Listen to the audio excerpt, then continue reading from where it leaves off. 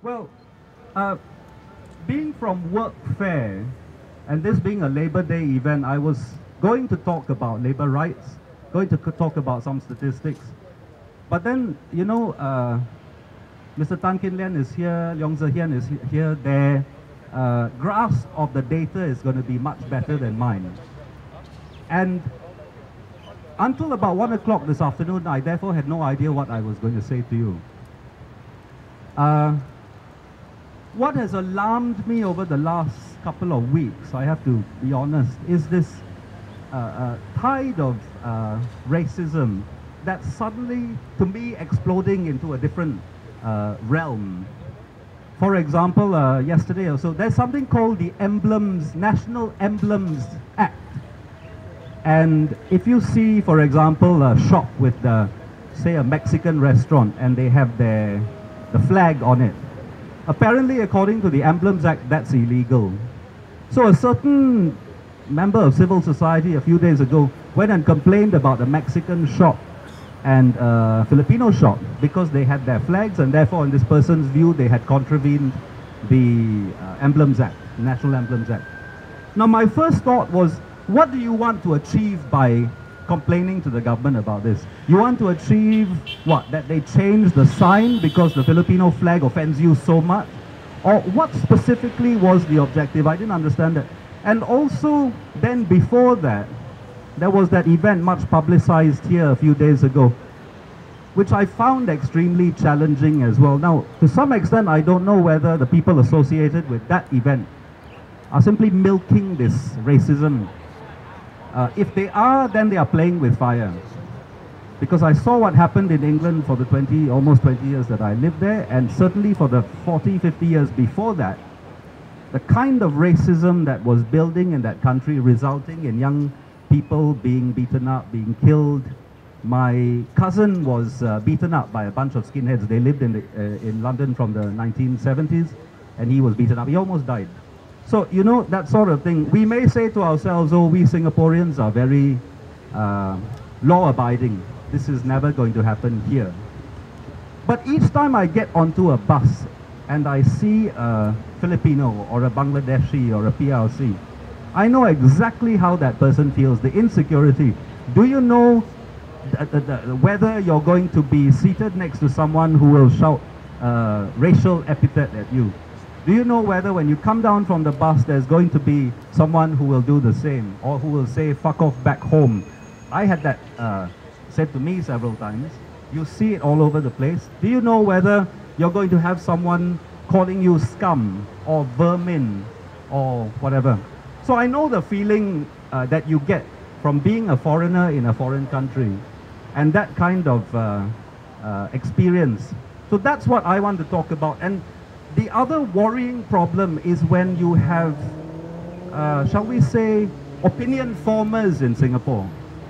Online, the online citizen, for example, suggesting that because our feelings, because our rice bowl is threatened, because the impact of the policy is real, therefore this is not xenophobia, therefore this is not racism.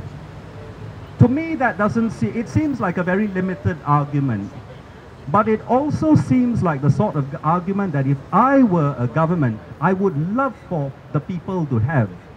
Because you are doing the government's work for it, divide and conquer, right?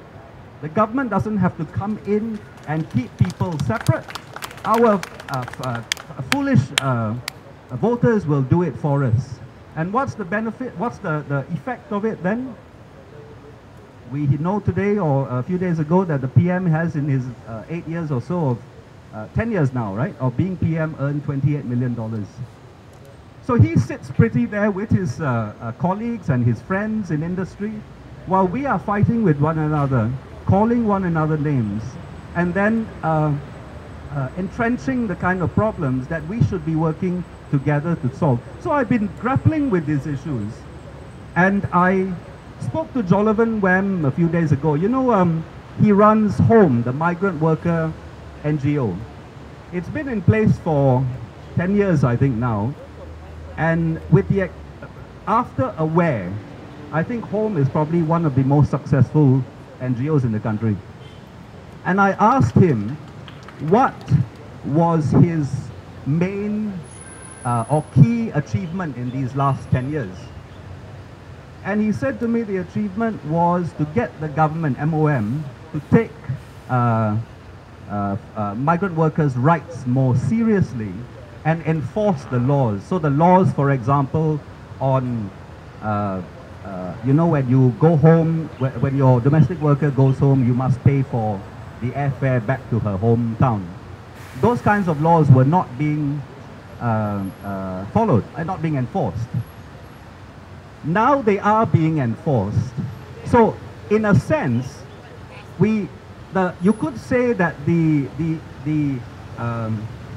what they have achieved in this 10 years is not a great deal, right? They went from -1 to the status quo 0, right? Just to get the government to enforce the law, not even to get the government to bring in better laws.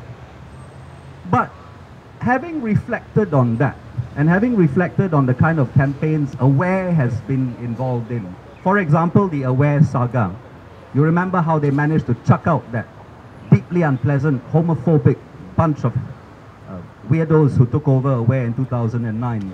And they did it in the same way that Home has worked, and the people who managed to get Chek Jawa wetlands protected, and these various other successful campaigns, they did it not by wearing Teenage Ninja scarves around their heads and declaring war on the Philippines and this sort of stuff, which gets into the papers and gets you reported all over the world, but doesn't actually achieve anything. What they did was the patient, persistent, meticulous work that's necessary if you're going to change minds, because policy is about changing minds. It's not about frightening the Filipinos in our midst to go home. It's not about frightening the Bangladeshis and the Chinese to go home. Migrants spend a lot of money to come here, so going home is not an option for them. Dealing with an ugly Singaporean is their problem, not going home. That's not the problem. And it certainly isn't the problem for us to,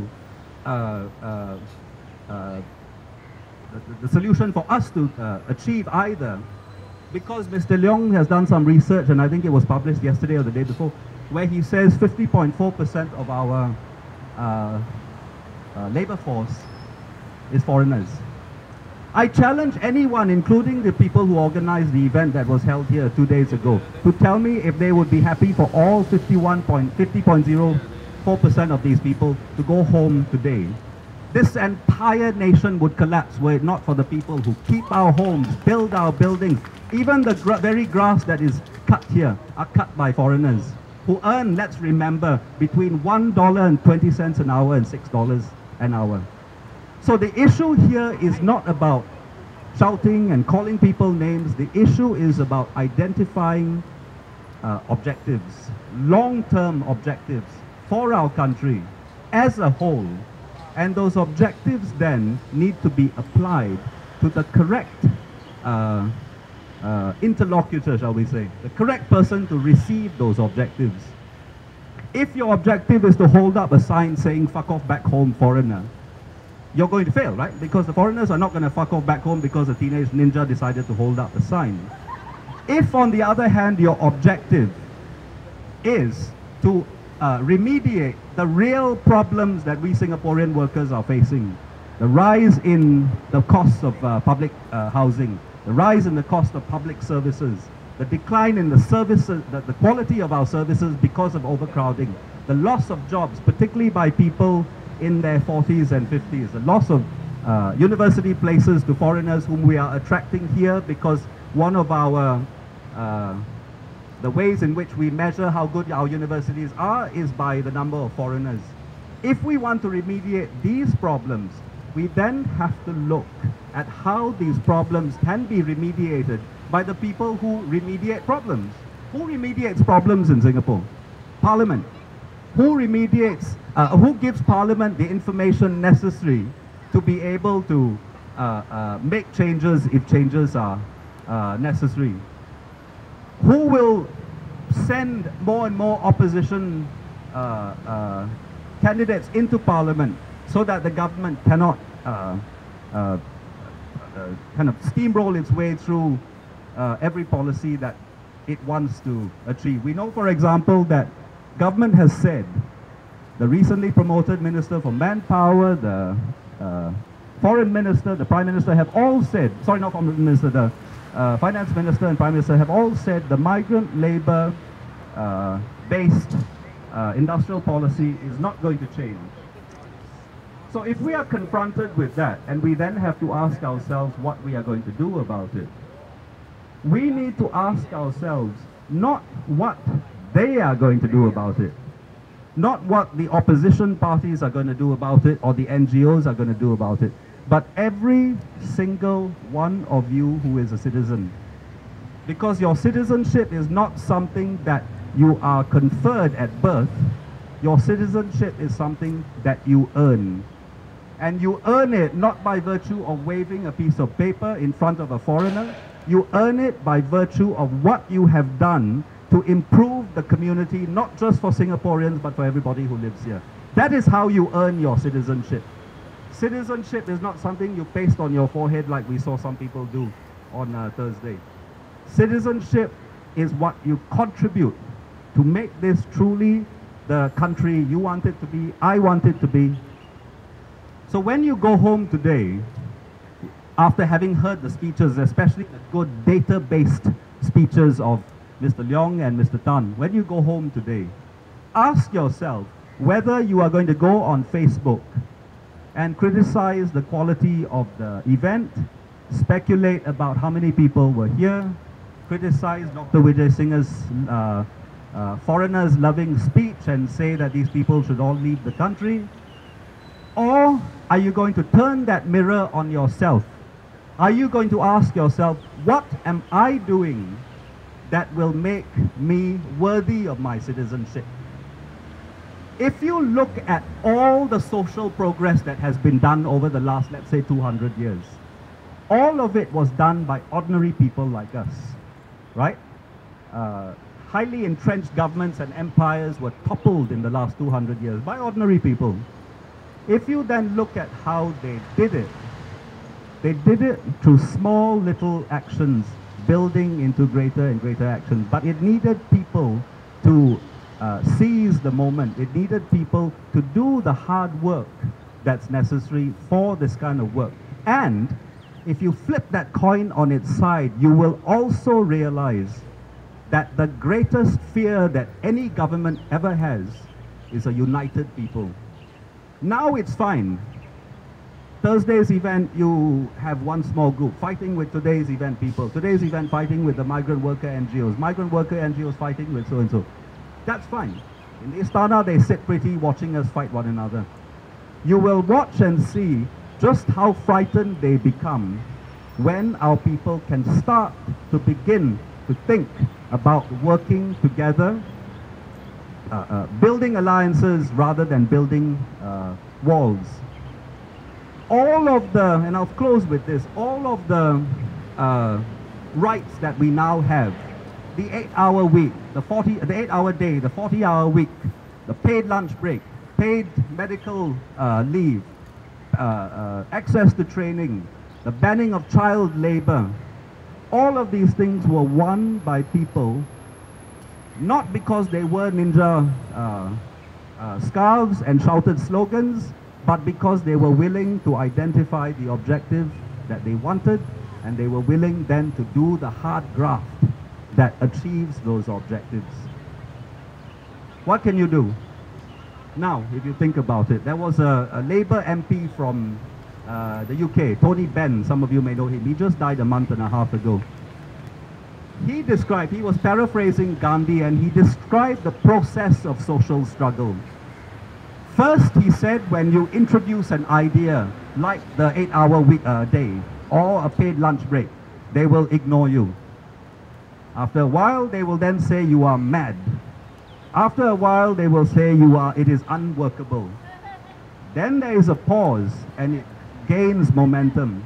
And by the time it becomes an established and accepted principle, you will not be able to find anyone who doesn't claim to have agreed with the principle when it was first mooted by the people they called mad. That is the process, and that's where we are at the moment. You still have people calling the NGOs mad. Dr. Chi Soon Juan, my good friend and colleague, has been called the most awful names by people for the work that he was doing. Now this is where we are at, but only we can change that, and we can change it in a variety of ways. But the single most important way we will change what needs changing is when we first accept and agree to put people in a place of honor, regardless of their nationality, and work from that point of view. The minute you start to put people in places, in different areas, whether you're foreign, whether you're local, whether you're PR, whether you're woman, man, child, Chinese, Indian, Malay, whatever, you have done the work of the people who would continue to oppress you. And the minute you begin to break down those walls, you have begun to break down the oppression. Thank you very much.